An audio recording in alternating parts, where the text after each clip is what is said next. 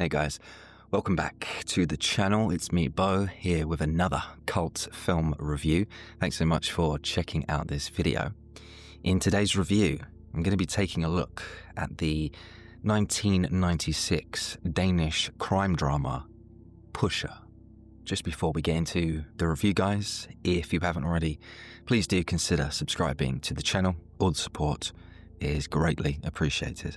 So, Pusher from 1996 was a debut movie from the filmmaker Nicholas Winding Refn, a director who first came to my attention when he released his movie Bronson back in 2008. Of course, Refn would go on to have big success in Hollywood with his 2011 movie Drive, starring Ryan Gosling. Now, originally, the actor Anders Nyborg was set to star in the lead role, but after a shaky and unsuccessful pre-production, the director, Refn, decided to replace him with a more established actor, Kimbo Dina. Refn clearly had a specific vision in mind, and when it wasn't working, he was a director who wasn't afraid to make some tough decisions. When it comes to the plot, the movie centered around a low-level drug dealer called Frank, who was played by Kimbo Dina. Frank operated in the criminal underworld of Copenhagen, a lifestyle fueled by drugs and money. Even though he was a low-level drug dealer, Frank wasn't the type of guy to be, hanging out on street corners. No, this was a guy who made loads of collections, drop-offs. He was a very experienced drug dealer. Standing by Frank's side was his friend Tony, who was played by Mads Mikkelsen, a guy that was accompanying Frank to all of his drug deals and acting as backup if needed. But while, of course, they were friends, in some ways you could describe their relationship as almost like a brotherhood. These guys really did care about each other, and that was very clear from the start of the film. There were many scenes where we just saw the two guys just hanging out, having a good time and enjoying their hedonistic lifestyle together. So we found out that Frank was in debt.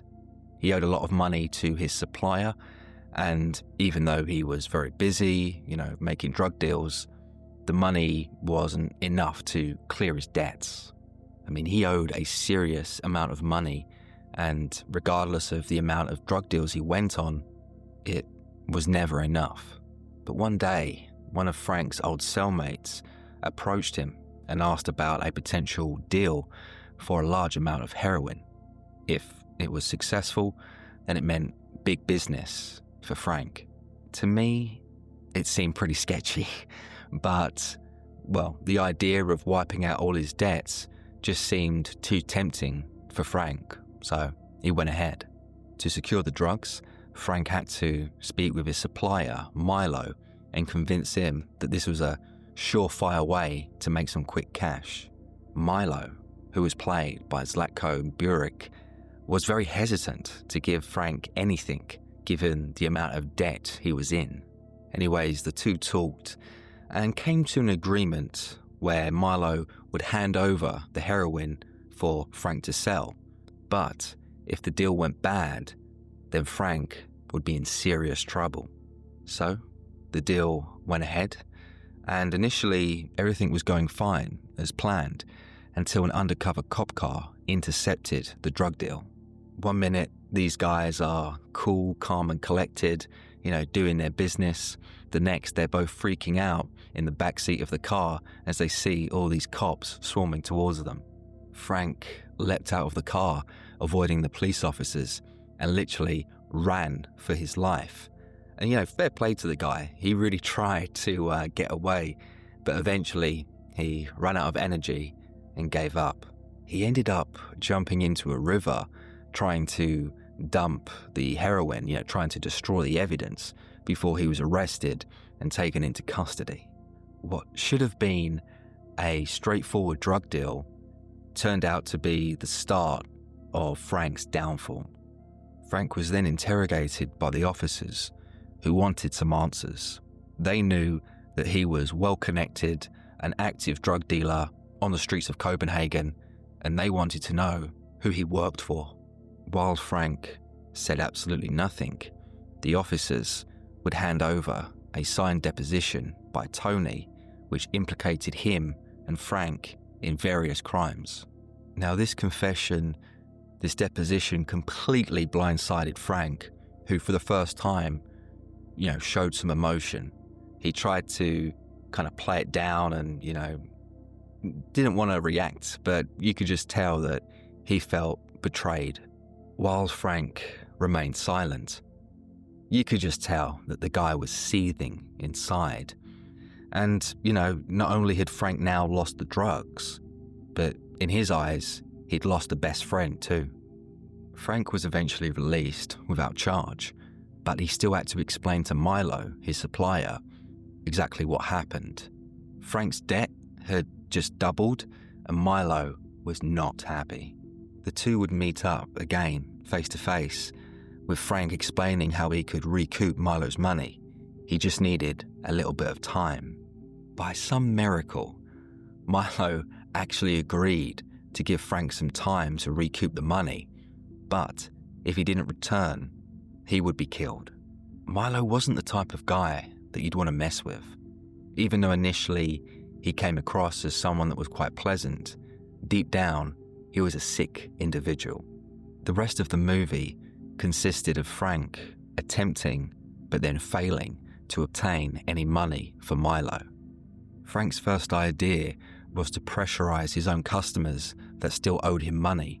Maybe this way he could try and give something back to Milo. It was like the trickle-down effect. The drug lord pressurizes the dealer, and then the dealer pressurizes his customers. But no matter what Frank did, none of his customers were paying up. It was kind of a silly idea in the first place. Frank's customers were junkies. So, it was highly unlikely that they would have any money in the first place. And deep down, Frank knew that this was a dead end, and he was just wasting time. He got so desperate that Frank even resorted to robbing another drug dealer at gunpoint. Now, by this stage, Frank was not thinking straight, because robbing another drug dealer was going to only escalate matters, which it did.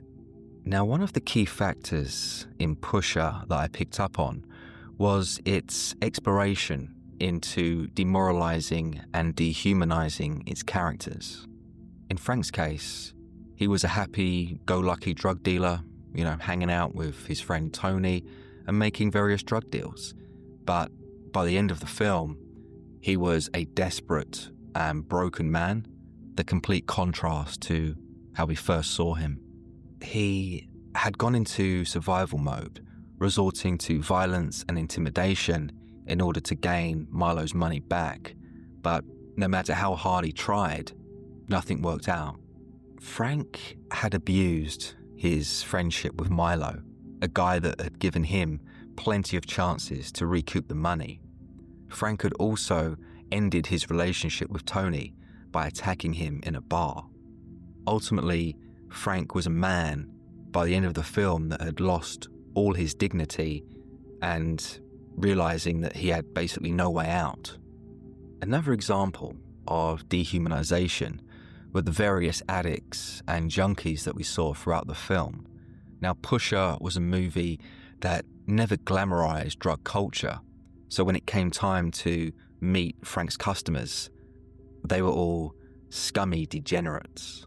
They were a bunch of lowlifes who were only interested in finding the next fix. But this was symbolic, as it showed just how the drug trade impacted so many lives. Now, when it comes to the visual style of Pusher, it's safe to say that this was a very immersive experience. There was lots of handheld camera work, a lot of shaky cam, but all of that created a very raw aesthetic, very similar to a documentary. The idea of implementing handheld photography was simply down to the fact that this was a very small production and there was basically no money. But to his credit, Nicholas Winding Refn, the director, did use the handheld photography to his advantage and created a very visceral style that suited the narrative. When it comes to the performances, I thought actor Kim Bodina was very impressive in his role as Frank. What I liked about his character was that Frank was a flawed, impulsive individual whose confidence and swagger was only there to mask his insecurities. Now, before watching this movie, I had no idea who Kim Bodina was, as I'd never seen any of his work before. But now, having seen Pusher, I must say, he really surprised me with his ability to convey a broken man trapped in this downward spiral. Bodina carried this movie with his quietly intense performance that felt very natural and very real. I think you also have to give some credit to the director, who made the right call by bringing Bodina in at the last minute. It certainly was a decision that paid off. As for actor Mads Mikkelsen, he too was very impressive, playing the dim-witted sidekick, Tony. His character was pivotal in the first half of the film, accompanying Frank to all of his drug deals and acting as the muscle when needed. I was really enjoying Mikkelsen's performance before it all ended abruptly when Frank viciously attacked Tony in a bar.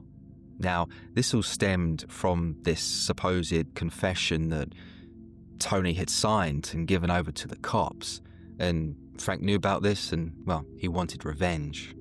When I saw that scene of Frank beating up Tony, yes, it was very brutal, but I still expected Tony to somehow come back into the story at the end.